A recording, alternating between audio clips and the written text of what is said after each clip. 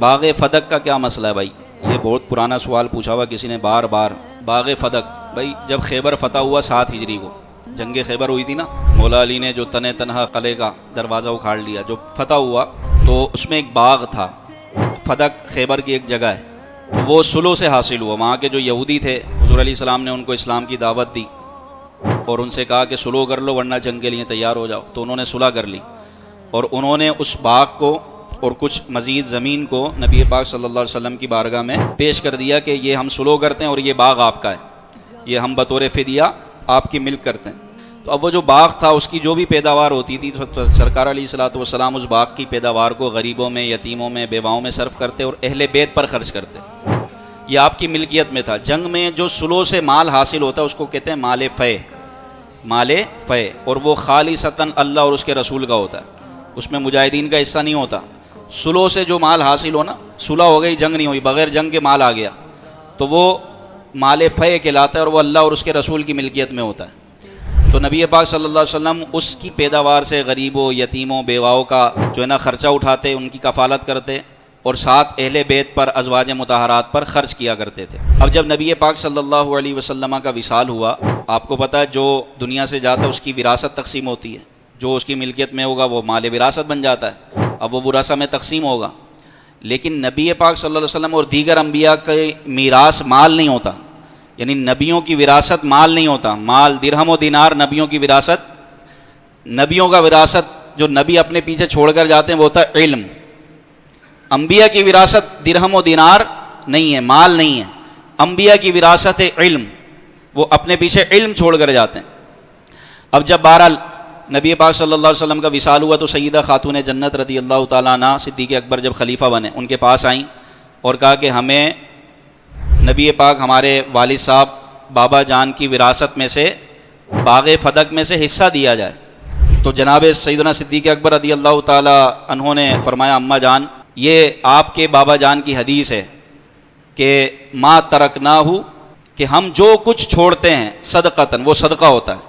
یہ بخاری شریف کی حدیث ہے اور دیگر مختلف حدیثوں میں کہ ہم جو کچھ چھوڑتے ہیں وہ ہمارے پیچھے کیا ہوتا ہے؟ صدقہ ہوتا ہے اللہ کی راہ میں، ہم اس کو وراثت میں جاری نہیں کرتے. یہ آپ نے حدیث سنائی، سیدہ خاتون جنت واپس چلی گئی.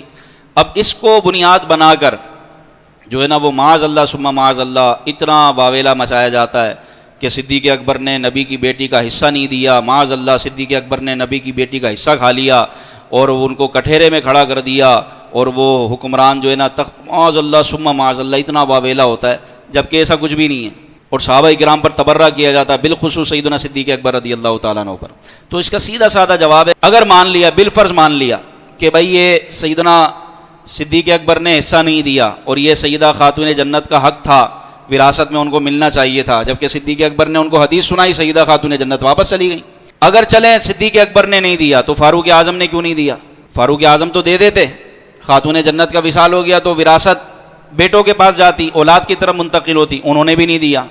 اچھا بھائی انہوں نے بھی غلطی کی. حضرت عثمان غنی کا دور آیا، انہوں نے کیوں نہیں دیا وراثت، ان کا حصہ سیدہ خاتون جنت کا. چلو ان تینوں خلفاء نے غلطی کی، انہوں نے حصہ نہیں دیا. ایک بالفرض کہہ رہا ہوں غلطی تھی نہیں، یہ اعتراض کو ختم کرنے کے لیے کہہ رہا ہوں کہ 3 خلفاء نے ان کا حصہ نہیں دیا تو پھر مولا علی نے کیوں نہیں دیا؟ حضرت علی تو خود شوہر تھے خاتون جنت کے، تو انہوں نے کیوں نہیں دیا؟ انہوں نے حضرت فاطمہ کو حصہ کیوں نہیں دیا؟ ان کی وراثت ان کے بیٹوں کو تقسیم کیوں نہیں فرمائی؟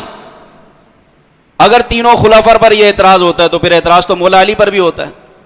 تو یہ اعتراض بنتا ہی نہیں ہے سرے سے، اس لیے کہ آپ نے آیت میراث پر عمل کیا سیدہ خاتون جنت نے اور وہ وراثت کا مطالبہ کرنے آ گئی کہ باغ فدق جو ہمارے بابا جان کی ملکیت میں تھا وہ ہمیں دیا جائے. اور صدیق اکبر نے یہاں سے حدیث پاک سنائی کہ حضور کی حدیث ہے کہ ہم جو کچھ چھوڑ کر جاتے ہیں وہ صدقہ ہوتا ہے، وہ وراثت نہیں بنتا، میراث اس میں جاری نہیں ہوتی. آپ یہ سن کر واپس چلی گئیں تو تینوں خلفاء، چاروں خلفاء جو تھے وہ برحق تھے. اور سیدہ خاتون جنت رضی اللہ تعالی عنہا نے جب وہ حدیث پاک سنی تو آپ بخوشی واپس چلی گئی. تو باغ فدق یہ اللہ اور اس کی رسول کی ملکیت میں ہوتا ہے، لیکن جب وہ دنیا سے چلے جاتے ہیں، نبی پاک صلی اللہ علیہ وسلم کا جیسے وصال ہوا تو اب وہ فقراء اور غربا میں اس کی آمدنی اسی طرح تقسیم ہوتی رہی، اہل بیت پر اسی طرح تقسیم ہوتی رہی جیسا کہ نبی پاک صلی اللہ علیہ وسلم کے دور میں ہوتا تھا.